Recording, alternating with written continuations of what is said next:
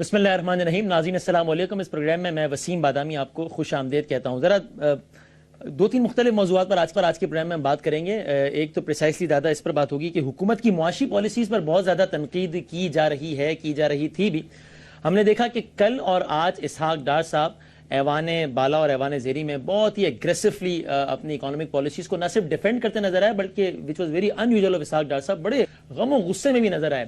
اور انہوں نے اگرچہ کل کی اور آج کی تقاریر دونوں میں کہا کہ میں بلیم گیم میں جانا نہیں چاہتا، لیکن اس کے باوجود کئی الزامات لگائے بھی اور کل یہاں تک بھی کہہ گئے کہ میں یہ سب کو بتا دینا چاہتا ہوں کہ فیکٹس اینڈ فگرز میں رہ کے بات کریں، ورنہ پھر میں بھی سب کے ریکارڈ سامنے لاؤں گا، میں بھی ساری باتیں کھول کر سامنے رکھ دوں گا.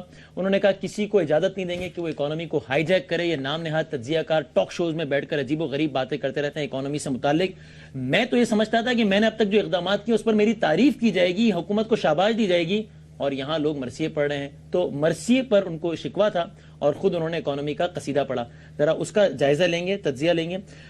دوسرا ایک اس بات کو بھی جاننے کی کوشش کریں گے کہ ایسا کیا ہو گیا ہے، مطلب الیکشنز تو 6 مہینے پہلے ہوئے تھے، 6 مہینے بعد نہیں ہونے کہ، اور نہ ہی کوئی اس طرح کی عوامی تحریک ہمیں سڑکوں پر نظر آ گئی ہے.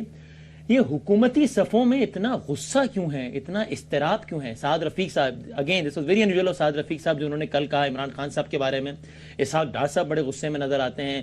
چودھری نثار صاحب پھر ایک لفظ کہہ دیں، خیر that is very usual of Chaudhry صاحب بائی دا وے، لیکن وہ بھی اس پہ ڈٹ گئے. یہ کیا معاملہ کیا ہے، اتنا غصہ کس بات پر ہے حکومتی ایوانوں میں؟ اور پھر آخر میں کچھ اس پر بات کرنے کی کوشش کریں گے کہ ڈرونز کے حوالے سے اقوام متحدہ میں قرارداد آئی ہے، یہ کتنی زیادہ سگنیفیکنٹ یا نان سگنیفیکنٹ ڈیولپمنٹ ہے، اس کی سمبولک امپورٹنس کتنی زیادہ ہے. 3 بہت معزز مہمان ہمارے ساتھ موجود ہیں، ان کا تعارف کراتا ہوں پھر گفتگو کا آغاز کرتے ہیں. یہاں موجود ہیں ہمارے ساتھ پاکستان مسلم لیگ نون کے بہت متحرک ممبر نیشنل اسمبلی جناب Daniyal Aziz sahab. Sir thank you very much for giving us time. Asad Umar sahab needs introduction, Pakistan Tehreek Insaf کے member national assembly. Thank you very much sir. اور سینئر صحافی، تجزیہ کار، ان کے کالمز ہم پڑھتے ہیں، سیکھنے کی کوشش کرتے ہیں، جناب ہارون رشید صاحب ہمارے ساتھ موجود ہیں. سر بہت بہت شکریہ. دانیال صاحب، اس سے پہلے کہ میں آپ سے یہی سوال پوچھوں پھر ہم ذرا ڈار صاحب کی طرف بھی آئیں گے، میں چاہتا ہوں کہ خواجہ سعد رفیق صاحب نے جو کل عمران خان صاحب کے بارے میں کہا وہ سنوا کر اور پھر آپ سے پوچھوں کہ یہ کیا معاملہ کیا ہے، ذرا بتائیے گا، سنوائیے گا. سعد رفیق صاحب نے کل عمران خان صاحب کو کن الفاظ میں یاد کیا؟ اگر ہم خاموش ہیں عمران خان صاحب، اگر ہمارے پاس وقت نہیں ہے آپ کے تانوں کا اور آپ کی یہ جو آپ دھول اڑا رہے ہیں اور جو جھوٹ بول رہے ہیں اس کا جواب دینے کے لیے، خود آپ کا جو کچھ آپ کرتے رہے ہیں کارہائے نمایاں سر انجام دیتے رہے ہیں، کیا وہ لوگ بھول گئے ہوئے ہیں؟ آپ ستی سوتری نہیں ہیں، آپ جو ہیں سب کو پتا ہے. اب آپ نے اگر کچھ نوجوانوں کو چکر دے لیا ہے اور ان نوجوانوں کے ووٹوں سے آپ وزیر اعظم نہیں بن سکے تو یار معاف کر دو پوری قوم کو جنہوں نے آپ کو ووٹ نہیں دیا. کیوں انتقام لے رہے ہو وزیر اعظم نہ بننے کا؟ انیل صاحب یہ کیا ہے، واٹ ہیز وینٹ رانگ اس میں؟ جی واضح طور پہ میں آپ سے عرض کرنا چاہتا ہوں، جو یہ ایک مسلسل دھمکیاں اور ایک یہ پاکستان کی جو عام آدمی کی زندگی ڈسرپٹ کرنے کی جو ایک تسلسل سے سلسلہ جاری رہا ہے، کبھی کہتے ہیں ہم فلانی جگہ دھرنا دیں گے، کبھی کہتے ہیں جی ہم سڑکوں پہ آ جائیں گے، کبھی کہتے ہیں کہ نیٹو کے سپلائی کو روکو. اس میں سے ایک میرے خیال ہے یہ 2 ان کو ملے ہیں ٹرک نیٹو کے، باقی ساروں کو خواہ میں جو ہے نا ان کو روک کے اور ہراساں کرنا، اور آپ بعد میں آ کے انہی کے اوپر FIR ہوئی. تو یہ جو بات کہہ رہے ہیں کہ سزا نہیں دینی چاہیے باقی کو، اس میں کیا یہ جا رہا ہے کہ بھی ایک پارلیمنٹری نارمز اینڈ سٹینڈرڈز ہیں، آپ کے پاس ایک ماشاءاللہ حکومت بھی ہے، آپ وہاں اپنا جوہر دکھائیں، آپ پارلیمنٹ میں آ کے جو رولز آف بزنس ہے اس کی مطابقت میں اپنا جوہر دکھائیں، قانون لے کے آئیں، بہتر ثابت کریں. پارلیمان میں آ جائے تو کیا وہ سڑکوں پر احتجاج کرنے کا استحقاق خود آپ نے بھی کیا ہے نا؟ پچھلے 5 سال مینار پاکستان پہ کیمپ لگایا، سب کچھ کیا، اور ساتھ ساتھ آپ یہ بھی کہتے تھے کہ اس سے ہم میک شور کریں گے کہ ڈیموکریسی ڈیریل نہ ہو. وہ بھی یہی کہہ رہے ہیں کہ بھئی مڈ ٹرم نہیں کروا رہے، ڈیموکریسی ڈیریل نہیں کر رہے، بس پریشر بلڈ کر رہے ہیں، وہی کام جو آپ کر رہے تھے. نہیں پریشر تو پریشر میں آپ کو بتاتا ہوں، اس کی وجہ یہ ہے کہ یہ مثلا جو انفلیشن کے اوپر پریشر بلڈ کر رہے ہیں. اب یہاں تو ہمیں یہ معلوم پڑے کہ جناب جو پالیسی رہی ہے KPK میں، اس کی وجہ سے انہوں نے کوئی ایسی انویسٹمنٹس کی ہیں کہ وہ کہ انوکھا انہوں نے کام کر لیا وہاں پر، جو کہ ہماری پیداوار بڑھ گئی ہے. وہاں پر جو سبزیاں ہوتی ہیں جیسے آلو ہے، پیاز ہے، ٹماٹر وغیرہ، وہاں سے بھی ایک سیزن آتا ہے، اس کا کوئی ہمیں پتہ چل جائے کہ انہوں نے کوئی ایسی ٹیکنالوجی ٹیکنالوجی کولڈ اسٹوریج کی لائے ہیں جس میں آف سیزن ویجیٹیبلس کی فراہمی بہتر ہو گئی ہے, والیٹیلیٹی جو سیزنل والیٹیلیٹی ہے اس کو لوگوں کو نقصان سے بچائے, تو سمجھ میں آتی ہے بات. ایسے خواہ میں آ کے کہنا کہ جناب ہم لاہور کراچی پشاور میں جا کے جلسے جلوس نکالیں گے اور اس طرح سے کریں گے, جب مطلب بچوں کے امتحانوں کے دن ہے, ویدر کس طرح کا ہے, پاکستان کے حالات کیا چل رہے ہیں, بام بلاسٹ چل رہے ہیں, ایک سیکورٹی کارڈن کریٹ کرنا گورنمنٹ کی ذمہ داری. آپ جب یہ سب کرتے تھے پیپلز پارٹی کے زمانے میں تو ہم نے کبھی بھی ان سے اس انداز سے جواب نہیں سنا. وہ کہتے تھے ان کا حق ہے, کرتے رہے, بس ٹھیک ہے, ہم اپنا کام کر رہے ہیں, ہم نے مینڈیٹ دیا. یہاں تو اتنا غصہ ہے صاحب کی باڈی لینگویج. وہاں تو پی ایم ایل این کو ایکیوز کر دیا گیا تھا کہ آپ تو لوئلسٹ اپوزیشن ہے. وہ تو اتنے سادہ رہے تھے کہ انہوں نے فیصلہ کیا ہوا تھا کہ ہم نے ڈسٹرب اور ڈسرپٹ نہیں کرنا, کہ ان کو کر لینے دیں, اور جو انہوں نے کیا ماشاءاللہ وہ پھر آپ نے دیکھا. And before I move on, یہ مڈ ٹرم الیکشن کی بات کہاں سے آ گئی, یہ کس نے کہہ دیا؟ یہ عمران خان صاحب نے خود کہی ہے. انہوں نے اپنے انٹرویو میں کہا احمد میر کے ساتھ کہ مجھے تو نظر نہیں آتا یہ کیسے چلے گا معاملہ, 1 سال کے بعد یہ چل ہی نہیں سکتا, یہ تو نہ کوئی پالیسی نہ کوئی چیز. انہوں نے خود اشارتاً ساری بات کی. انہوں نے, آپ ریوائنڈ کر کے دیکھیں, ریکارڈ موجود ہے. مڈ ٹرم الیکشن چاہتے ہیں اسد عمر صاحب؟ چاہتے ہیں, ظاہر ہے. کون سی اپوزیشن ہے جو نہیں چاہے کہ جلدی الیکشن ہو جائے؟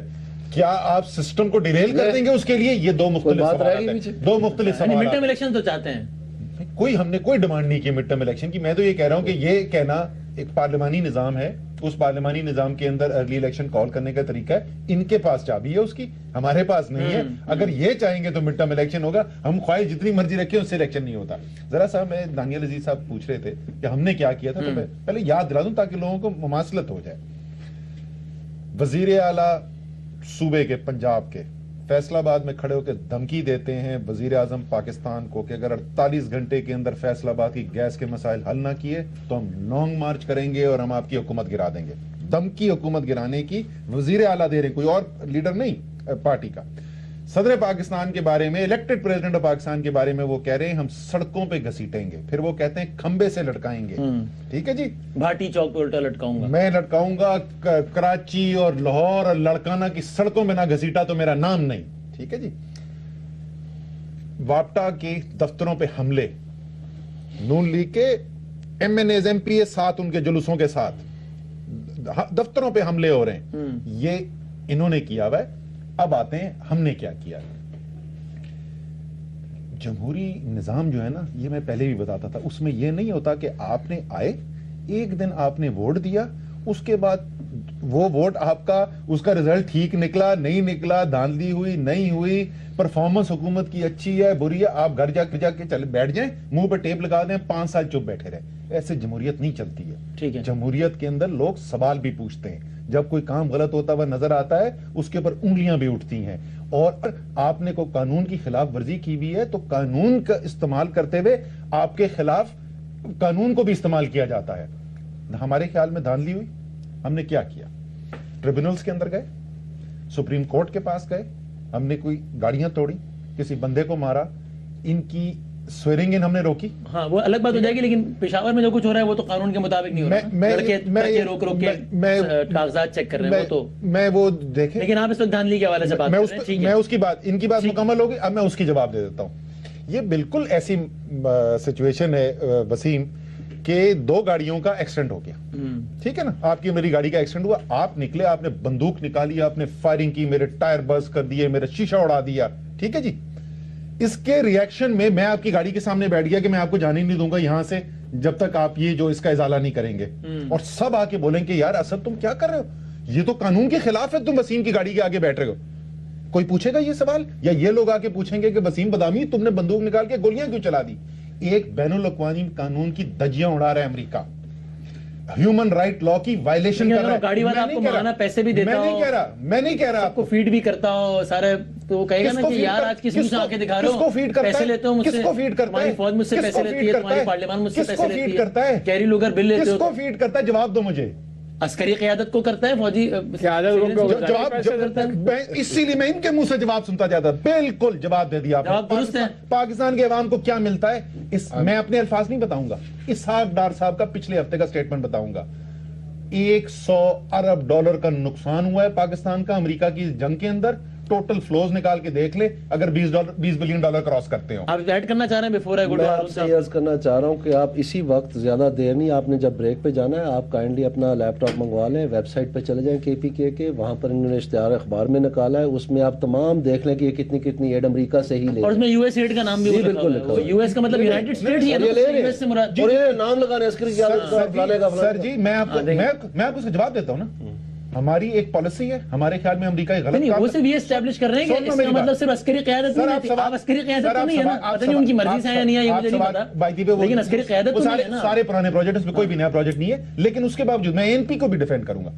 ہماری ایک پوزیشن ہے اس کے اوپر, ہمارے خیال میں امریکہ یہ کام غلط کر رہا ہے. ہم امریکہ کے ساتھ کہہ رہے ہیں سفارتی تعلقات توڑ دو, نہیں. ہم امریکہ کے خلاف جنگ کرنے کو کہہ رہے ہیں, نہیں. ہم کہہ رہے ہیں امریکہ یہ جو کام کر رہا ہے غلط کر رہا ہے, قانون کی خلاف ورزی ہے, ہیومن رائٹس کی خلاف ورزی ہے. ہم نے یہ پوزیشن, سر مجھے کمپلیٹ کرنے دیں, ہماری یہ پوزیشن ہے, امریکہ پیسے بند کرنا چاہتا ہے کل صبح کر لے.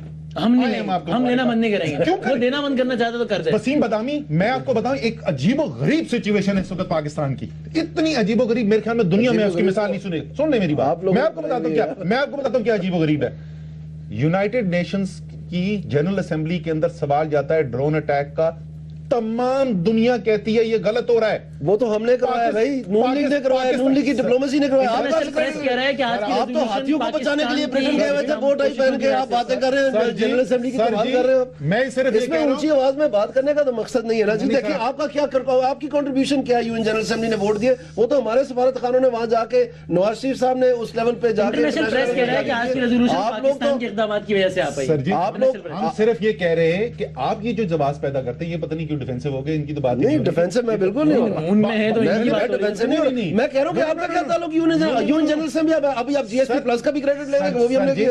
سر میں ایک سیکنڈ میں, ایسے تو نہیں ہے نا. دانیال عزیز صاحب, آپ پارلیمنٹ کے اندر بیٹھے ہوئے تھے جب میں نے پارلیمنٹ کے اندر کھڑے ہو کے آپ کی حکومت کو مبارکباد دی تھی GSP پلس لینے پہ, اور میں نے پیپلز پارٹی کی حکومت تو کل آپ اس کی بھی جو UN جنرل اسمبلی نے پاس کی اس کی بھی آپ بلکہ ٹی وی پہ ابھی دے دیں, مبارکباد دے دیں, دوبارہ دے دیں. میں بالکل دوں گا. میں سر میں دوبارہ ریپیٹ کر دوں ڈرونز کے بارے میں دوبارہ ریپیٹ ڈرونز کے بارے میں جو ریزولوشن ہے اس پہ بھی مبارکباد چاہتے ہیں آپ. میں دانیال عزیز فرمائشی پروگرام کہنے پہ تو نہیں کروں گا نا, جو میں کہنا چاہتا ہوں وہ میں کہہ دوں گا. میں ابھی ان کا دل خوش ہو جائے گا. ابھی میں مسلم لیگ نون کو کرٹیسائز کر رہا تھا اس سے پہلے جو بات ہو رہی تھی آپ کی باقی ڈیموکریسی کو کس طریقے سے چلانا ہے.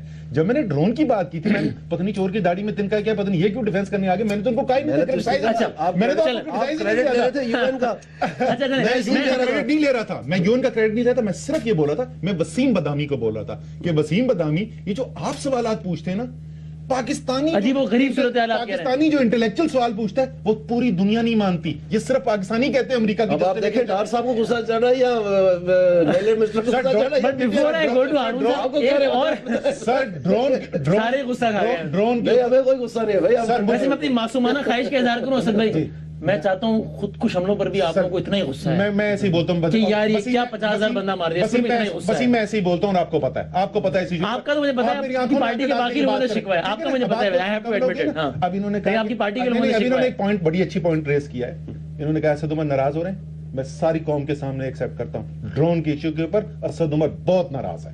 مجھے غصہ ہے اس کے اوپر, مجھے صرف اعتراض نہیں, مجھے غصہ ہے اس کے اوپر. ٹھیک ہے, اور میں before I go to Haroon صاحب سے میں بھی ایک عجیب و غریب, جس طرح آپ نے کہا نا, اسی سچویشن کا اظہار کرنا چاہتا ہوں کہ KPK کی جو جماعت ہے PTI, وہ نیٹو سپلائی روکتی ہے لیکن US ایڈ لے رہی ہوتی ہے. اور اس وقت جو برسر اقتدار حکومت ہے اس کا جو اعلیٰ ترین عہدیدار ہے which happens to be CM Punjab as well, وہ پچھلے کئی سالوں سے امریکی امداد نہیں لے رہا. تو سڑکوں پر احتجاج آپ کر رہے ہیں لیکن پیسے آپ لے رہے ہیں, وہ احتجاج نہیں کر رہے, ڈپلومیسی کر رہے ہیں لیکن پیسے نہیں لے رہے. یہ بھی تو عجیب و غریب صورتحال ہے نا. یہ بالکل عجیب و غریب سچویشن نہیں ہے, آپ دونوں چیزوں کو بالکل کنفیوز کر رہے ہیں. میں آپ کو پھر دوبارہ وہی ریپیٹ کروں گا. خیبر پختونخوا کے صوبے میں جنگ کے نقصانات اور جو امریکہ کا پیسہ آیا ہے, تو اپنا نقصان جس نے نقصان کیا ہے, وہ آرگومنٹ تو واپس لینا کہ صرف عسکری قیادت کو پیسے جاتے ہیں. نہیں, میں عسکری قیادت میں نے نہیں کہا تھا, آپ نے الفاظ یوز کیے تھے.